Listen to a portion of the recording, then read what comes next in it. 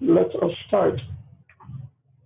All right, so this is question number 1, May 2019, and we're asked, so 1A, using a calculator or otherwise, evaluate each of the following.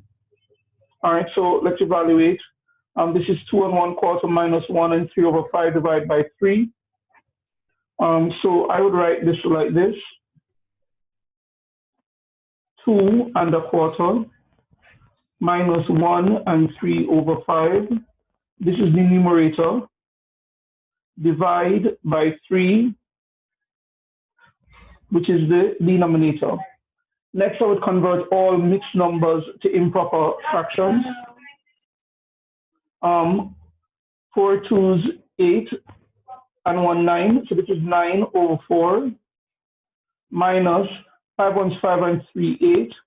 This is 8/5. Divide by 3/1. So simultaneously, I'm dealing with the numerator and the denominator.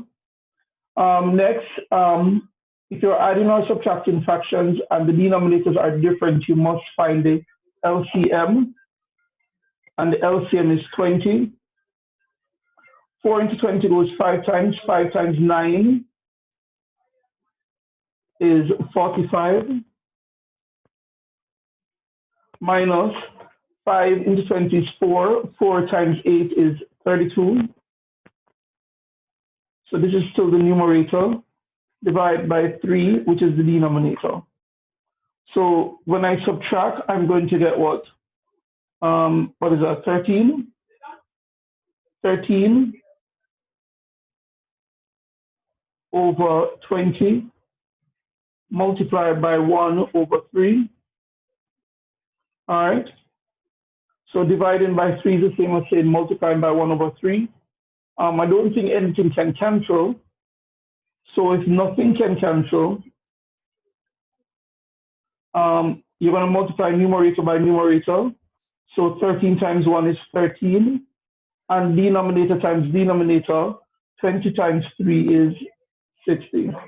And so my final answer is 13/60, unless I made an error. All right, now there's no way to work this out without using a calculator. So you're just going to have to put that value in the calculator. So 2.14 sine 75. You're going to put exactly like that in the calculator and write what you get. So it's 2.14. The sine of 75 degrees is equal to, and you're asked to write your answer to 2 decimal places. So it's 2.06708.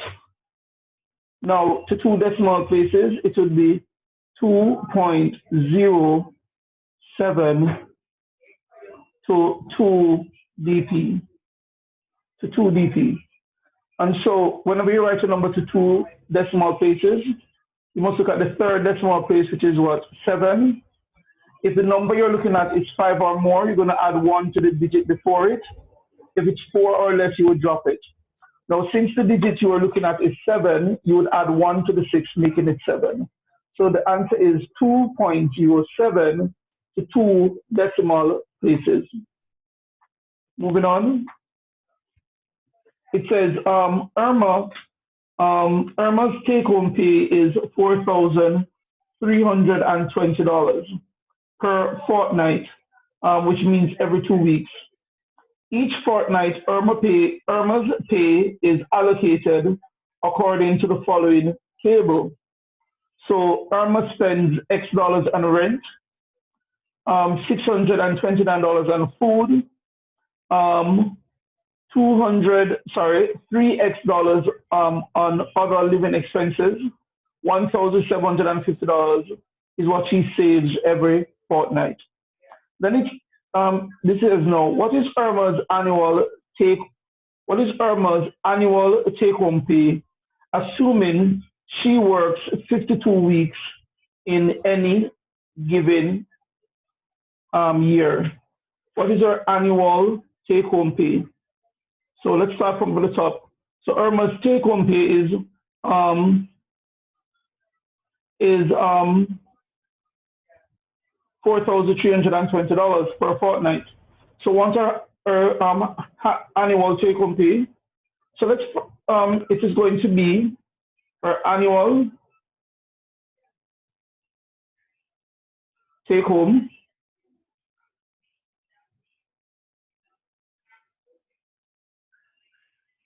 pay would be what does she earn every fortnight? She earns what, $4,320. Now you're going to multiply this by 52.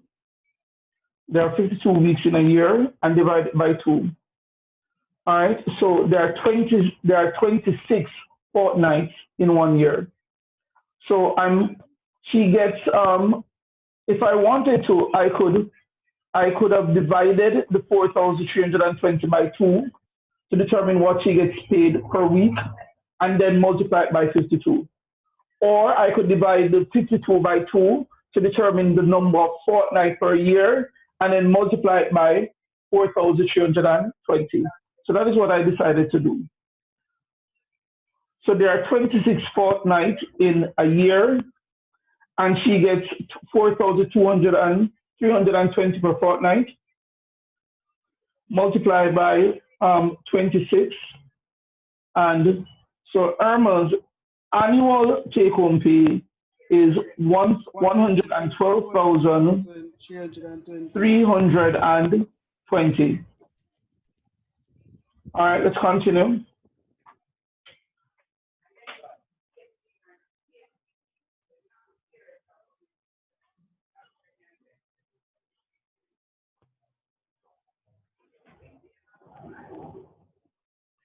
All right, I'm just writing down something.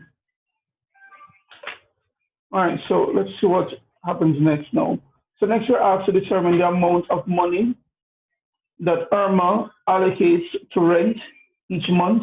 I think she allocates X dollars to rent. So in order for us to determine the value of X, we need an equation. So this is our equation. X plus 629 plus 2X plus the amount she says, which is 1,750. All of this must be equal to 4,320. So this becomes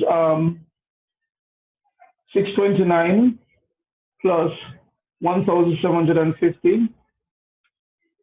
So therefore, 3x plus 2,379 would be equal to 4,320. It's a simple equation.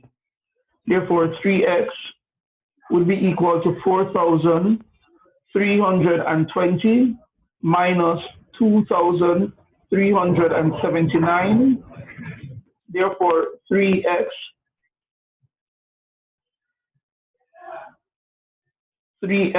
would be equal to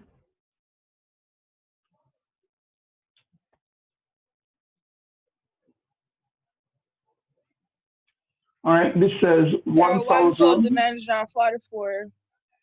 Is it 44? May 41? Unless I made a mistake somewhere. A 41. Right, I'm checking. Let's see if I made an error. I don't think so. I have 41. And then I'm going to divide both sides by 3. So the amount Irma spends on rent is $647 per fortnight. All right, let's continue. Now, the last part of the question, absolute last part, it says Irma's saving is used to pay her son's university tuition costs, which is $150,000. So Irma saves $1,750 per fortnight, and we're told that all our entire savings is used to pay our son's tuition, which is $150,000. It says if Irma's pay remains the same and she saves the same amount each month, what is the minimum number of years she must work in order to save enough money to cover her son's tuition costs? All right, well, let's determine how much she saves in 1 year. So amount saved in 1 year, amount saved in 1 year. All right, so she saves $1,750 divided by 2 every week. Remember, she saves $1,750 per fortnight. So if you'd have to divide that by 2 to determine the amount she saves per week, then multiply it by 52 to determine the amount she saves every year. So 1750 divided by 2, then multiply by 52.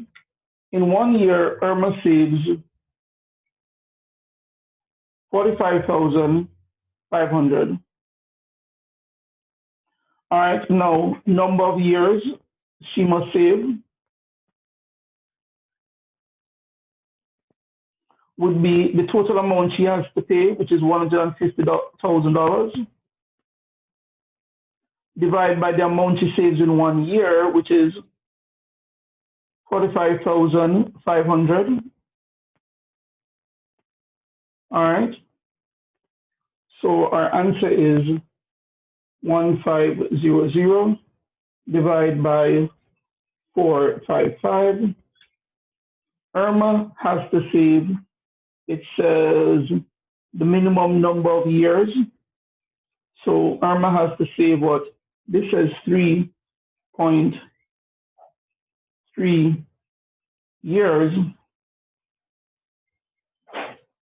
So Irma has to save a minimum of 3.3 years in order to cover her son's tuition. Irma has to save a minimum of 3.3 years in order to cover her son's tuition. All right, that's the end of the question.